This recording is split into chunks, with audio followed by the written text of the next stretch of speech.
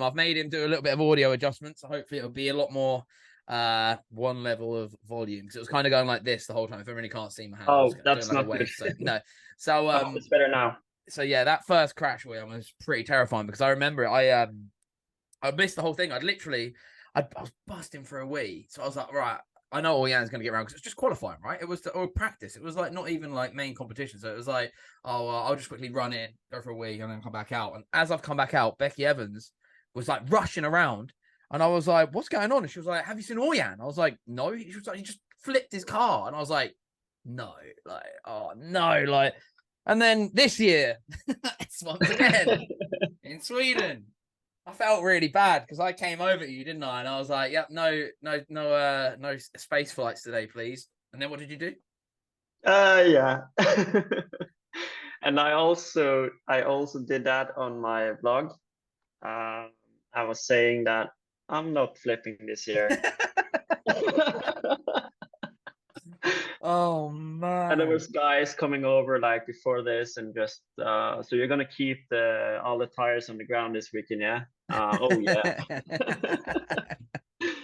Boom, what Oh happened? man. Oh man. Yeah, Oh yeah. Well, I have to say, obviously, getting to be on the ground floor at the events is awesome for me, because I love it. But like when I heard what happened, because obviously that track is so difficult to watch every corner.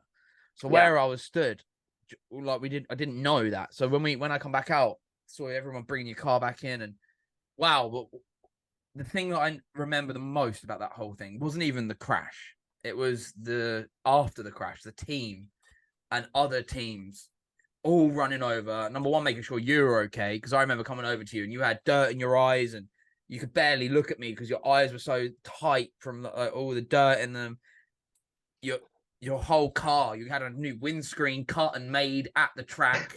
At yeah, the team getting that car back together, and I feel like that was one of the stories of the season for me, where it shows what drifting really is. Because what people see on the streams or on the broadcasts and video games of just the cars skidding is only, to me, it's like the icing on the cake, right? The yeah, actual drifting side of it. But when you're in competitive drifting, because I only ever did grassroots stuff, like that's I love it, but I can't afford to do the competition, and you have to start in at the ground floor, right? There's no instant access to drift masters. You can't just be like, hey, I've done 17 drift days now, can I come and drift with James Dean and Orjan Nilsen? It's like, no.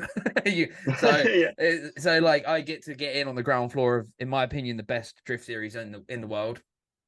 Obviously I'm a bit biased because I work for them, but I think it's true. Um, but getting to watch everyone and the emotion, and I feel like Red Bull probably loved that as well.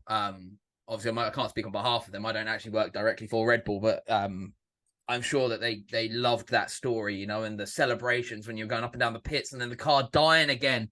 Oh, it was just, oh man, like watching that whole thing, and the fact that Sora is still going is kind of amazing.